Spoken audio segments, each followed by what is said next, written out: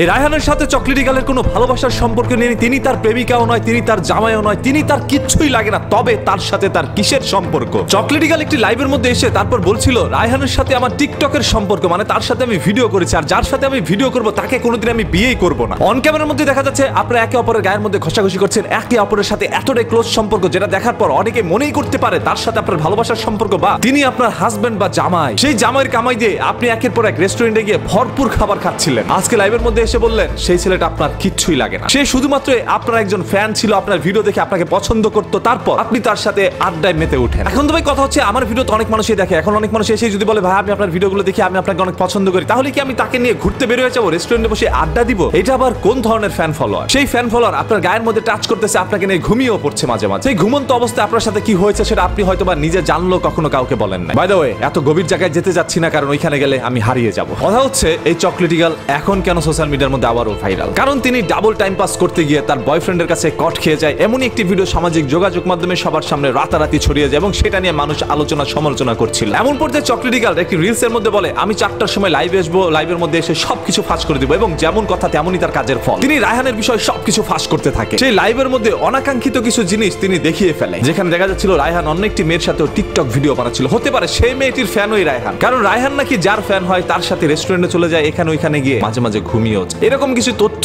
Chocolatey girl যখনই দিচ্ছিল তখন মনে হচ্ছিল আমাদের দেশ অনেকটাই এগিয়ে গিয়েছে, আমাদের দেশ এখন আমেরিকায় পরিণত হয়ে গেছে। তবে সেটা আপনি আমি না জানলেও এরকম চকলেটি গার্লরা অনেক আগে থেকেই জানে। যেখানে মানুষ একটা বয়ফ্রেন্ড পায় না, যেখানে মানুষ একটা গার্লফ্রেন্ড পায় না, সেখানে এরা 2-4টা নিয়ে ঘুরে বেড়ায়। ভাই একটু কম বলে ফেলেছি, কারণ সব সময় আমি একটু কমই বলি। 2024 সালে এসে যখন দেশ স্বাধীন হয়ে গিয়েছিল তখন মানুষ স্বাধীনতার উপভোগ এইভাবে করছিল, যার সাথে যখন তখন গিয়ে ডেটিং করতে যেন তারা একটু ভুল করে না। এই গলার কণ্ঠস্বর দিয়ে চিল্লাতে চিল্লাতে গলাটা যদিও বসে পড়ে, তারপরও কিন্তু তারা এখন পর্যন্ত সেই সকল কাজ থেকে সরে আসেনি। এরাই নাকি ডিজিটাল বাংলাদেশের নাগরিক, এরাই নাকি পরবর্তী প্রজন্মের ডায়মন্ড বা ব্ল্যাক প্যান্থার। চকলেটি গার্লের অসংখ্য ভিডিওর মধ্যে দেখাচ্ছিল সে রায়হান নামক ছেলেটি তার সাথে সব সময় ক্লোজ সম্পর্কে লিপ্ত ছিল এবং সেগুলো ভিডিওর মাধ্যমে প্রকাশ ঘটিয়েছে। সেই সকল ভিডিওগুলো দেখে মানুষ যদিও গেস করে নিয়েছিল তারা একে অপরের সাথে ভালোবাসার সম্পর্কে লিপ্ত হয়েছে, তবে গতকালকে এই লাইভটি দেখার পর মনেই হচ্ছে যে না, তারা কোনো ভালোবাসার সম্পর্কে লিপ্ত ছিল না। তাদের কোনো সম্পর্ক না থাকলেও তাদের মধ্যে কিছু একটা হয়েছে, যে কিছু একটার কারণে রায়হান দাবি দেখাচ্ছে তিনি তার অনেক বড় কিছু। চকলেটি গার্ল বুদ্ধিমত্তার দিক থেকে হয়তো আপনার আমার থেকে অনেকটা এগিয়ে আছে। আসলে একজন টিকটকার বলে কথা, টিকটকারকে বিশ্বাস করা মানে হচ্ছে আপনি একজন কাল সাপকে বিশ্বাস করা। সাপকে দুধ কলা খাইয়ে যতই বশ করে রাখেন না কেন, একটা সময় সে আপনাকে সাপোর্ট দিবেই। সেরকম ভাবে একজন টিকটকারকে আপনি যতই বন্ধু বানান না কেন, সে আপনার শত্রু হতে সময় লাগবে না। আমি পৃথিবীর সকল প্রাণীকে বিশ্বাস করলেও আমি বিশ্বাস করি না কখনো একজন টিকটকারকে। আর টিকটকের মধ্যে এরকম বিকৃত মস্তিষ্কের অধিকারী মানুষগুলো